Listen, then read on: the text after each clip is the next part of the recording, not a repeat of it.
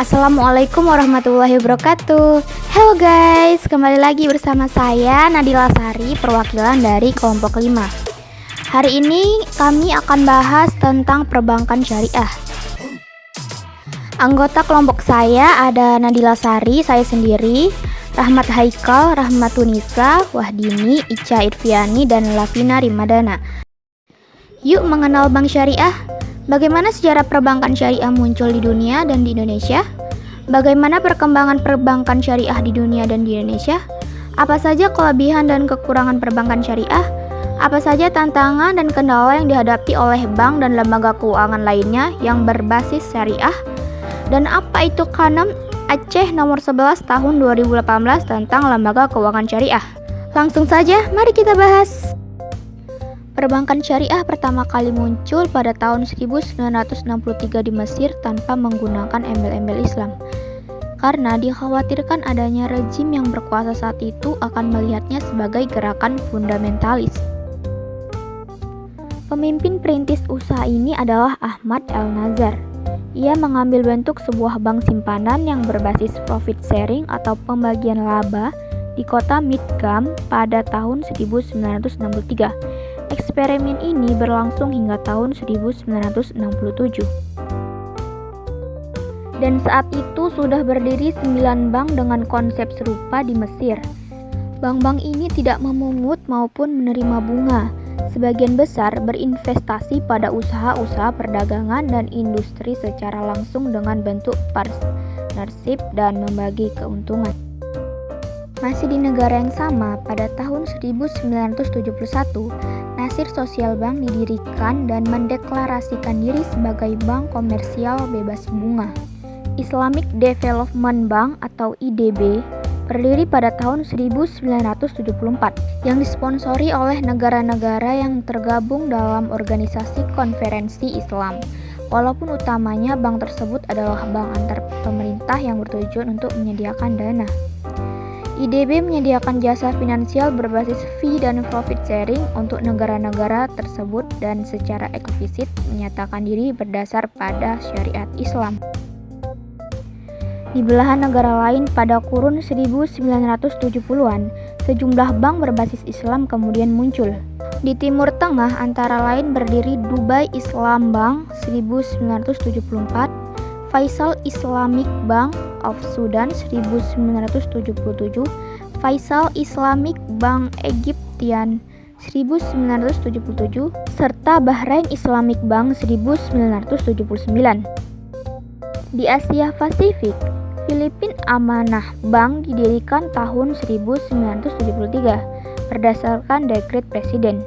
Dan di Malaysia, tahun 1983 berdiri Muslim Pilgrim Savings Corporation yang bertujuan membantu mereka yang ingin menabung dan menunaikan ibadah haji.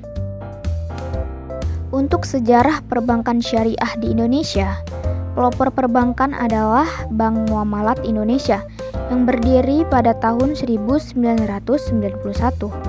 Bank ini diprakarsai oleh Majelis Ulama Indonesia atau MUI dan pemerintah, serta dukungan dari Ikatan Cendekiawan Muslim Indonesia atau ICMI dan beberapa pengusaha muslim lainnya. Bank ini sempat terimbas oleh krisis moneter pada akhir tahun 90-an, sehingga ekuitasnya hanya tersisa sepertiga dari modal awal. IDB kemudian memberikan suntikan dana kepada bank ini pada periode 1999 sampai 2002 dan kemudian dapat bangkit dan menghasilkan laba. Bank syariah di Indonesia terhitung masih sangat mudah. Perkembangannya pun di Indonesia begitu lambat. Sebenarnya pembahasan tentang bank syariah sudah pernah dibahas pada tahun 1980-an. Namun realisasinya terjadi pada tahun 1992 yang dilakukan oleh salah satu bank pemerintah yaitu Bank Muamalat dengan hukum yang begitu jelas. Hingga pada tahun 2007 terdapat 3 institusi bank syariah di Indonesia, yaitu Bank Muamalat Indonesia, Bank Syariah Mandiri, dan Bank Mega Syariah. Sementara itu, bank umum yang telah memiliki unit usaha syariah adalah 19 bank, di antaranya merupakan bank besar seperti Bank Negeri Indonesia atau Persero dan Bank Rakyat Indonesia. Sistem syariah juga telah digunakan oleh Bank Perkreditan Rakyat. Saat ini telah berkembang 104 BPR syariah. Lalu, bagaimana perkembangan perbankan syariah di dunia? Ada beberapa negara di dunia yang memiliki sistem keuangan yang canggih, yang didukung oleh kondisi lingkungan bisnis yang stabil, regulasi yang lengkap, situasi politik yang relatif terkendali, dan dukungan dari pihak pemerintah yang ingin menjadikan negara tersebut sebagai pusat keuangan di dunia. Banyak investor dari perusahaan asing yang melakukan investasi di Singapura, baik pada sektor keuangan maupun pada sektor properti. Reputasi sebagai pusat keuangan dunia telah membuat negara Singapura banyak menikmati aliran modal dan investasi ke dalam negerinya. Dengan reputasi yang baik tersebut, Singapura juga sedang mengembangkan sistem keuangan syariah demi mengejar potensi ekonomi yang akan didapatkannya pada industri tersebut. Perkembangan perbankan syariah di Indonesia dimulai sejak tahun 1983 bersamaan dengan adanya deregulasi perbankan, di mana pemerintah Indonesia berencana untuk menerapkan sistem bagi hasil dalam perkreditan yang merupakan konsep dari perbankan syariah. Dan kemudian di tahun 1980 muncul sejumlah inisiatif pendirian Bank Islam. Melalui diskusi-diskusi bertemakan Bank Islam sebagai pilar ekonomi Islam.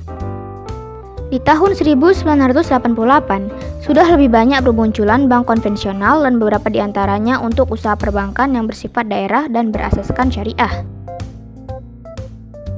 Pada tahun 1990, perkembangannya juga terlihat semakin masif. Dengan ditandai Majelis Ulama Indonesia membentuk kelompok kerja atau tim perbankan MUI untuk mendirikan Bank Islam di Indonesia. Sebagai hasil kerja kelompok kerja tersebut, berdirinya bank syariah pertama di Indonesia yaitu Bank Muamalat Indonesia yang berdiri pada November 1991. Sejak saat itu muncullah sejumlah pengesahan produk perundangan yang memberikan kepastian hukum dan mendukung aktivitas pasar keuangan syariah. Di antaranya Undang-Undang Nomor 21 Tahun 2008 tentang Perbankan Syariah, Undang-Undang Nomor 19 Tahun 2008 tentang Surat Berharga Syariah Negara atau Sukuk, dan Undang-Undang Nomor 42 Tahun 2009 tentang Amandemen Ketiga, dan Undang-Undang Nomor 8 Tahun 1983 tentang PPN Barang dan Jasa. Hingga saat ini perkembangan perbankan syariah sudah cukup banyak, dan diantaranya tidak kalah saing dengan bank konvensional yang sudah mendominasi pasar. Kelebihan bank syariah. Kelebihan bank syariah terutama pada kuatnya ikatan emosional keagamaan antara pemegang saham, pengelola bank, dan nasabahnya. Dari ikatan emosional inilah dapat dikembangkan kebersamaan dalam menghadapi resiko usaha dan membagi keuntungan secara jujur dan adil.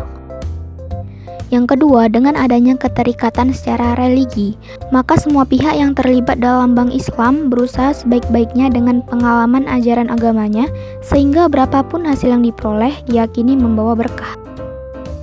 Ketiga, adanya fasilitas pembiayaan atau al-mudarobah dan al-musyawarah yang tidak membebani nasabah sejak awal, dengan kewajiban membayar biaya secara tetap. Keempat, dengan adanya sistem bagi hasil, untuk menyimpan dana setelah tersedia peringatan dini tentang keadaan banknya yang bisa diketahui sewaktu-waktu dari naik turunnya jumlah bagi hasil yang diterima. Kelima, penerapan sistem bagi hasil dan ditinggalkannya sistem bunga menjadikan Bank Islam lebih mandiri dari pengaruh gejolak moneter baik dari dalam maupun dari luar negeri. Kelemahan bank syariah yang pertama yaitu bank dengan sistem ini terlalu berprasangka baik kepada semua nasabahnya dan berasumsi bahwa semua orang yang terlibat dalam bank Islam adalah jujur. Dengan demikian, bank Islam sangat rawan terhadap mereka yang beretikat tidak baik, sehingga diperlukan usaha tambahan untuk mengawasi nasabahnya yang menerima pembiayaan dari bank syariah. Yang kedua, sistem bagi hasil memerlukan perhitungan-perhitungan yang rumit, terutama dalam menghitung bagian laba nasabah yang kecil-kecil dan yang nilai simpanannya di bank tidak tetap. Dengan demikian, kemungkinan salah hitung setiap saat bisa terjadi, sehingga diperlukan kecermatan yang lebih besar daripada bank konvensional. Ketiga, karena bank ini membawa misi bagi hasil yang adil, maka bank Islam lebih memerlukan tenaga-tenaga profesional. Kekeliruan dalam menilai proyek yang akan dibiayai bank dengan sistem bagi hasil akan membawa akibat yang lebih besar daripada yang dihadapi bank konvensional, yang hasil pendapatannya sudah tetap dari bunga. Tantangan yang dihadapi oleh perbankan syariah yang pertama yaitu produk yang sesuai untuk pasar ASEAN. Artinya, lembaga keuangan syariah harus mampu menyediakan produk-produk yang sesuai dengan kebutuhan pasar ASEAN. Yang kedua, efisiensi usaha. Lembaga keuangan syariah harus mampu beroperasi secara efisien dan efektif. Yang ketiga, tingkat kesehatan perusahaan. Lembaga keuangan syariah harus benar-benar memiliki perusahaan yang sehat, modal yang cukup, hutang proporsional, dan kinerja lancar. Yang keempat, daya saing, sumber daya manusia atau SDM. Lembaga keuangan syariah harus memiliki sumber daya manusia yang handal, profesional, dan amanah. Tantangan yang kelima, peran pemerintah baik eksekutif maupun legislatif masih perlu ditingkatkan terhadap pengembangan ekonomi syariah karena kurangnya pemahaman dan pengetahuan mereka tentang ilmu ekonomi Islam. Yang terakhir, masih minimnya pakar ekonomi Islam yang berkualitas dan menguasai ilmu-ilmu ekonomi modern dan ilmu-ilmu syariah. Apa itu Kanun Aceh nomor 11 tahun 2018 tentang Lembaga Keuangan Syariah? Kanun Aceh nomor 11 tahun 2018 tentang Lembaga Keuangan Syariah adalah peraturan perundang-undangan yang mengatur tentang kegiatan lembaga keuangan dalam rangka mewujudkan ekonomi masyarakat Aceh yang adil dan sejahtera dalam naungan syariat Islam. Kanun ini berlaku sejak tanggal 4 Januari 2019, di mana lembaga keuangan yang beroperasi di Aceh wajib menyesuaikan dengan kanun ini paling lama 3 tahun sejak kanun ini diundangkan. Lalu, bagaimana peluang lembaga keuangan syariah di masa depan terutama bagi perekonomian Indonesia secara umum dan perekonomian Aceh secara khusus? Bagaimana mengenai penerapan Kanun Aceh nomor 11 tahun 2018 di Provinsi Aceh? Dan bagaimana sikap dan kebijakan pemerintah Indonesia saat menanggapi persaingan dan perkembangan lembaga keuangan syariah? Peluang perbankan syariah di Indonesia. Indonesia menjadi lahan subur bagi pertumbuhan ekonomi Islam karena Indonesia memiliki potensi yang besar untuk itu. Beberapa potensi tersebut antara lain keikutsertaan Indonesia dalam berbagai kelompok negara seperti G20, MEA, dan APEC. Selain itu, Indonesia merupakan negara muslim terbesar di dunia. Bangunan konstitusi negara dan ideologi ekonomi juga Pancasila sudah berjalan dengan ekonomi Islam. Saat ini market share perbankan syariah hampir 4% dan di tahun depan diperkirakan mencapai 5%. Prediksi ini didasarkan pada tren pertumbuhan industri keuangan syariah. Apalagi pada saat ini Aceh telah menerapkan sistem perbankan syariah bagi semua perbankan yang ada di Aceh dan direncanakan akan disusul oleh Nusa Tenggara Barat. Krisis ekonomi yang terjadi di belahan dunia pada akhir-akhir ini memperlihatkan bahwa dunia dan Indonesia memerlukan konsep lain dalam menata perekonomiannya. Lembaga ekonomi syariah adalah pilihan yang paling tepat. Oleh karena itu, untuk memenuhi kebutuhan pasar, di samping juga mendidik masyarakat, diperlukan lebih banyak bank dan asuransi syariah.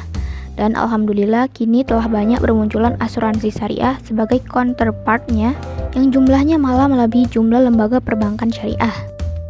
Bagaimana penerapan Kanun Aceh nomor 11 tahun 2018 di Provinsi Aceh? Penerapan Kanun menjadi terobosan penting dalam membangun ekonomi Islam di Aceh. Hal ini beriringan dengan keistimewaan Aceh dalam menjalankan pelaksanaan syariat Islam. Secara yuridis, Kanun tersebut sangat memungkinkan dibuat, mengingat Aceh diberikan kewenangan oleh pemerintah untuk mengembangkan dan mengatur pelaksanaan syariat Islam. Pembentukan Kanun juga tidak serta-merta, tetapi lewat sebuah penjaringan aspirasi masyarakat. Bagaimana sikap dan kebijakan pemerintah Indonesia saat ini saat menghadapi persaingan dan perkembangan lembaga keuangan syariah? Pemerintah melalui Kementerian Keuangan juga turut meramaikan pasar keuangan syariah di Indonesia. Sejak tahun 2008, pemerintah telah mengeluarkan surat berharga syariah negara atau SBSN atau sukuk negara, yaitu surat berharga atau obligasi yang diterbitkan oleh pemerintah berdasarkan prinsip syariah. Sebagai sumber pembiayaan bagi APBN, sebagian besar penerbitan sukuk negara berbasis pada proyek-proyek di mana dasar penerbitan sukuk negara ini adalah proyek-proyek infrastruktur pemerintah. Untuk memperluas basis investasi dan inklusi keuangan, pemerintah juga telah menyediakan sukuk negara retail yang diperuntukkan bagi investor perorangan. Dengan imbalan yang memadai, sukuk retail menjadi alternatif instrumen untuk berinvestasi bagi masyarakat yang ingin menginvestasikan dana berbasis syariah.